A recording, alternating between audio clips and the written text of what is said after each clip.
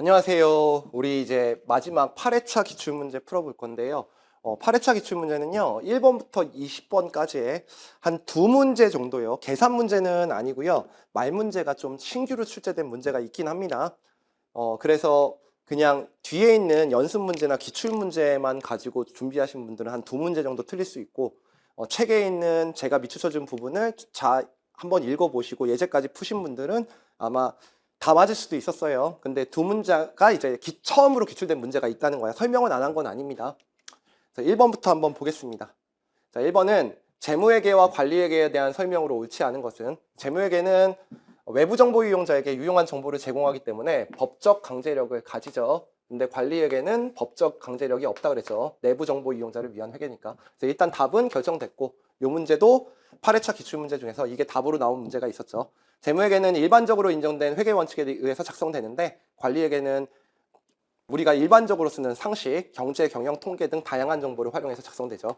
재무회계는 외부 정보 이용자를 위한 회계니까 표준화되고 객관적인 양식 재무제표로 보고하는데, 관리회계는 구두로 해도 되고 PT로 해도 되죠. 경영자한테 보고해야 되는 거니까 일정한 양식이 없다 맞고, 그다음에 재무회계는 외부 정보 이용자를 위한 회계, 관리회계는 경영자 등 내부 정보를 이용자를 위한 회계라고 하죠. 그래서 이것도 맞는 말. 그래서 정답은 1번입니다. 자, 2번 한번 볼게요. 재무정보의 지적 특성과 관련된 문제 같은데, 다음 중 정보 이용자의 의사결정에 차이가 나도록 하는 목적적 합한 재무정보에 관한 설명으로 옳지 않은 것은, 질적 특성 중에서 목적적 합성만 물어봤거든요. 그래서 이 문장이 좀 까다로워요. 의사결정을 차이가 나기 위해서는 재무정보가 예측가치, 확인가치를 모두 가지고 있어야 된다. 이게 틀렸죠. 예측가치를 가지거나 확인가치를 가지거나 또는 둘 다를 가지고 있으면, 그래서 예측가치를 갖거나 확인가치를 갖거나 또는 둘 다를 가지고 있으면, 하나만 가지고 있어도 차이가 발생할 수 있는데 이게 두 가지를 모두 가지고 있어야 된다 그랬으니까 틀린 말입니다. 그러니까 둘 중에 하나를 가지고 있어도 되고 모두 가지고 있어야 된다. 그게 또는이로 돼 있어요. 그래서 그 문장 가지고 장난을 쳤어요. 그래서 이게 조금 까다로운 문제죠. 처음 나온 문제 유형이니까. 그래서 1번이 틀렸고요. 중요성은 개별 기업 재무보고서 관점에서 해당 정보와 관련된 항목의 성격이나 규모 또는 이 둘의 근거에서 해당 기업의 특유한 측면의 목적 적합성이라고 그랬죠. 그래서 기업의 규모에 따라서 금액이 변할 수 있고, 중요성 금액이, 그다음에 계정 과목의 성격에 따라서 중요성 금액이 변할 수 있다고 그랬습니다. 그래서 이거 맞는 말이고, 재무정보가 과거 평가에 대해서 피드백을 제공할 때, 그러니까 과거에 예측했던 것을 확인하는 거죠. 피드백이라는 게 확인 가치를 갖는다. 근데 확인 가치의 정의고요. 재무정보가 예측 가치를 갖기 위해서는 그 자체가 예측치, 예상치일 필요는 없다. 이것만 잘 보시면 되죠. 있다라고 하면 틀린 말이니까. 정답은 1번입니다. 조금 까다로운 문제예요. 그래서 제가 처음 나왔던 문제 유형이라고 하는데, 확실하게 2, 3, 4번이 계속 출제됐던 문장이니까 마지막에는 1번을 잘 보셔가지고 확인하셨어야 돼. 그다음에 3번 한번 볼게요. 포괄손익계산서의 기본 요소에 관한 설명으로 옳지 않은 것은, 자, 이 문장도 조금 기출문제에서는 지금 8회차 기출문제 중에서 유일하게 나온 문제이긴 한데 책에 있는 문장이죠. 수익의 발생은 우리가 순자산의 증가니까 순자산의 증가, 그러면 순자산은 자산에서 부채를 뺀 거기 때문에 자산이 증가되거나 부채가 감소해야 되죠. 그래서 이것도 맞는 말이고, 비용에는 아직 실현되지 않은 손실은 포함하지 않는데 이게 틀렸죠. 우리가 수익 비용의 정의에는 NI도 포함되고요, OCI도 포함됩니다.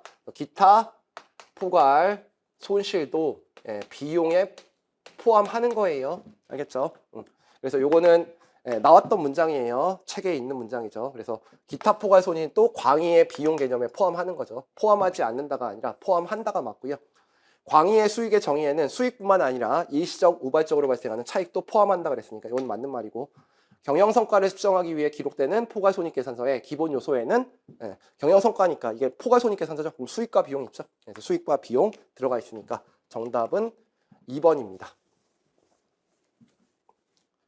그 다음에 4번 한번 보겠습니다. 요게 이제 또 어려운 문장입니다. 찾기가 되게 힘들어요. 수익, 유효이자율법을 사용해서 계산된 이자 수익, 매출원가, 금융원가, 법인세 비용, 지분법 손익은 포괄손익계산서에 최소한 포함되어야 할 항목이다. 우리 포괄손익계산서에 최소한 포함되어야 할 항목을 제가 외우라고 했는데, 일단 기업의 규모를 알려주기 위해서 이자 수익, 그리고 우리 가치평가하기 위해서 이자 비용하고 금융원가하고 법인세 비용 별도로 표시한다 그랬죠. 그래서 이거 외우실 때 EBIT로 외워놓으라고 했죠. Earnings Before Interest and Tax는 꼭 별도로 표시해야 되니까 요거 두 개 들어가고 지분법 손익도 별도로 표시한다 그랬죠. 네. 근데 여기서 이제 하나가 들어가는 게 요 매출 원가는 꼭 구분 표시할 필요가 없죠. 기능별과 성격별이 있는데 기능별에서는 표시가 되는데 성격별에서는 표시가 안 되니까 매출 원가는 제외해야 되는데 매출 원가가 들어가 있기 때문에 이게 틀린 문장 있는 거 찾아야 돼요. 옳은 것은 이래서 되게 어려워요. 자, 그 다음에 두 번째는 포괄손익계산서에 단일의 포괄손익계산서를 작성하거나 요거까진 맞아요. 한 장으로 그려도 된다 그랬죠. 그 다음에 기타 포괄손익을 표시하는 손익계산 이것도 틀렸죠. 이거 장난쳤는데 손익계산서는 기타 포괄손익을 표시하는 게 아니라 당기손익을 표시하는 겁니다. 그래서 이런 걸로 장난치는 거는 별로 좋은 문제가 아닌데 이걸로 또 장난을 쳤고 포괄손익계산서 두 개의 보고서로 작성될 수 있다. 그냥 딱 보면 그냥 맞는 문장으로 보이는데 이게 당기손익이기 때문에 이것도 틀렸어요. 그다음에 이것도 포괄손익계산서에 수익을 표시할 때 기능별, 성격별을 둘 중에 하나 표시할 수 있긴 선택할 수 있다고 돼 있죠. 근데 이것도 수익을 표시하는 게 아니라 비용을 표시할 때 우리가 선택하는 거죠. 그래서 이것도 틀려서 1, 2, 3번을 찾기가 조금 어렵게 문장을 냈습니다. 그래서 4번이 조금 까다로운 문제예요. 그래서 결국은 4번이겠네. 기타 포괄손익 항목은 법인세 효과를 차감한 순액으로 표시할 수도 있고 기타 포괄손익 항목과 관련된 법인세 효과를 반영한 전으로 표시하고 법인세 효과는 단일 금액으로 합산하여 표시하는 방법 중에 선택할 수 있다고 그랬죠. 그래서 재평가 잉여금이라고 표시해도 되고 재평가 잉여금에서 법인세 효과 뺀 걸로 표시할 수도 있다고 그랬죠. 그래서 이게 100원이고 이게 30원만큼 나오면 그냥 이거 70원으로 표시하는 거 둘 중에 하나 선택할 수 있다. 그래서 이거는 맞는 말이죠. 정답은 4번입니다.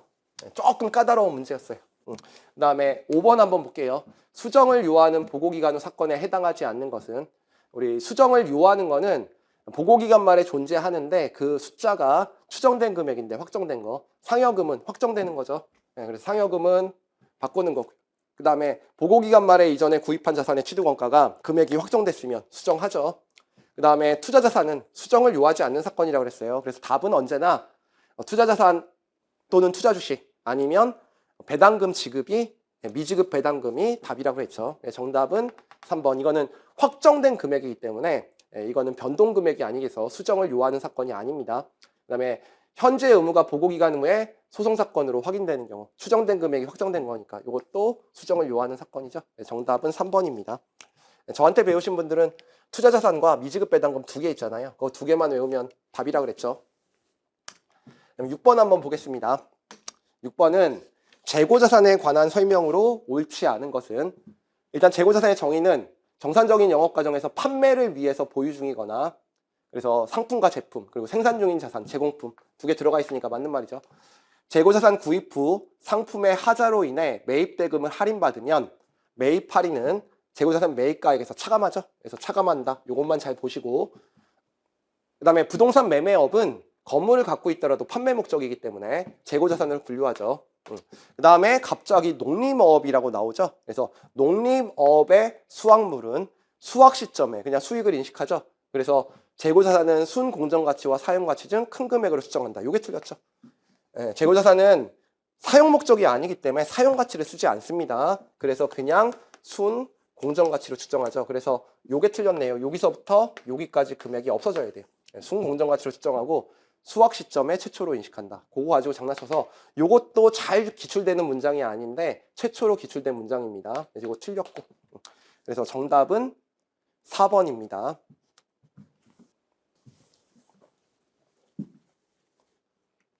7번 문장 볼게요. 재고자산의 원가 흐름에 대한 가정으로 옳지 않은 것은 한국채택국제회계주는 재고자산의 단위원가 결정 방법으로 개별법, 선입선출법, 가중평균법을 규정하고 있고 후입선출법을 허용하지 않는다. 이게 틀린 문장으로 나올 때 후입선출법을 허용하지 않는다. 이게 있는지를 항상 확인해야 돼요. 이게 위로 들어가 있으면 틀린 문장이죠. 이건 맞는 말이고 재고자산의 단위원가 결정 방법은 동일한 용도나 성격을 지닌 재고자산에 대해서 동일하게 결정한다고 그랬죠. 성격과 용도가 유사하면 동일한 단위원가 결정 방법 쓴다 그랬어요. 그래서 원재료는 우리가 선입선출법 그리고 제품은 이동평균법 쓸 수 있다고 그랬습니다. 회계기간 중에 재고자산의 취득 단가가 계속 상승하는 상황에서 물가가 상승해요. 기말재고 수량이 기초재고 수량보다 같거나 증가하는 경우에 선입선출법의 기말재고자산은 가중평균법의 기말재고자산보다 더 적게 계상한다. 이게 봐야 되죠. 기말재고자산이 물가가 상승하면 선입선출법과 가중평균법이 있는데 선입선출법이 먼저 들어온 게 먼저 팔리기 때문에 나중에 물가 상승된 게 기말재고에 있으니까 이게 더 크죠. 그래서 적게가 아니라 크게니까 요거 갖고 장난쳤네요. 이것도 제가 이 부등호를 계속 보여드렸습니다. 그 다음에 요게 또 있어요.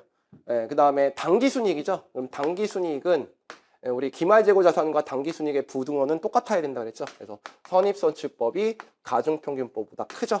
그래서 요거는 크게 계산된다. 그래서 요거는 맞는 말로 나왔네요. 정답은 3번입니다. 요것도 기출됐던 문장이죠. 제가 부등호 다 설명드렸고 8번 한번 볼게요. 요것도 조금 까다로운데요. 이제 재고자산 평가충당금의 잔액을 물어봐서 재고자산 평가손실을 물어봤는데 감모가 먼저 일어난 다음에 평가충당금을 잡아야 되기 때문에 감모는 1월 1일부터 12월 30일까지니까 이제 공식이 실제 수량에서 이제 곱하기 단위당 취득 원가에서 순실현 가능 가치 NRV를 빼주셔야 되죠. 그래서 실제 수량이 여기 90개가 나와 있고요. 단위당 취득 원가가 200원이라고 이렇게 돼 있습니다. 그런 다음에 순실현 가능 가치의 뜻이 예상 판매 가격에서 예상 판매 비용 뺀 거기 때문에 요거를 이제 150원으로 이렇게 계산하면 평가충당금 잔액은 이게 50원이니까 4,500원 이렇게 나오는 문제죠. 그래서 이 공식을 외우라고 하는 문제입니다. 정답은 1번이에요. 이것도 가르쳐 드렸죠. 그 다음에 9번 한번 보겠습니다. 9번은 정부 보조금을 취득한 유형자산에 대한 설명으로 틀린 것은이에요. 옳지 않은 것은. 정부 보조금은 재무상태표에 자산의 장부금액에서 차감하는 방법으로 표시할 수 있죠. 이거 아니면 이연수익법이니까. 정부 보조금을 관련 자산에서 차감하는 방법으로 표시하는 경우에 정부 보조금은 자산의 내용연수에 걸쳐 감가상각비를 증가시키는 방식으로 당기손익이 반영된다. 이게 틀렸죠. 우리가 회계 처리할 때 정부 보조금을 없앤 다음에 감가비를 대변에서 차감하기 때문에 증가되는 게 아니라 감가상각비를 감소시키는 거죠. 회계 처리를 물어보는 문제고요. 정부 보조금을 재무상태표에 이연수익법 부채로도 표시할 수 있죠. 근데 정부 보조금 회계 처리의 결정에 있어서는 기업에 어느 정도 재량권이 부여돼 있죠. 요 둘 중에 하나 선택할 수 있으니까. 그래서 이것도 맞는 말. 정답은 2번입니다. 자, 이것도 이제 책의 문장이 요거랑 요거랑 요게 있는 상태에서 요거 가지고 장난쳤는데 요걸 감소라고 처음으로 내서 회계 처리 정확하게 하지 못하면 문제를 풀 수 없죠. 조금 까다로운 문제입니다. 이것도. 자, 10번 한번 볼게요. 재평가 모형인데요. 재평가의 빈도는 재평가되는 유형자산의 공정가치 변동에 따라 달라지죠. 공정가치가 유의적으로 증가되지 아니하는 한, 주기적으로 하니까 증가되면 매년 해야 되니까. 그래서 주기적인데 공정가치 변동이 심하면 매년 해야 되기 때문에 공정가치 변동에 따라서 빈도가 달라지죠. 그 다음에 자산의 장부금액이 재평가로 증가되면 재평가 잉여금, 기타 포괄손익, 증가될 때 기타 포괄손익이 다 들어가 있고요. 감소된 경우에는 기타 포괄손익이 틀렸죠. 재평가 손실, 당기 손익입니다. 이 문장은 계속 나와도 문장이고 사용함에 따라 재평가 잉여금의 일부를 이익 잉여금으로 대체할 수 있죠. 그래서 사용하거나 처분할 때 재불조정을 인정하지 않기 때문에 재평가 잉여금을 이익 잉여금으로 대체하죠. 정답은 3번입니다.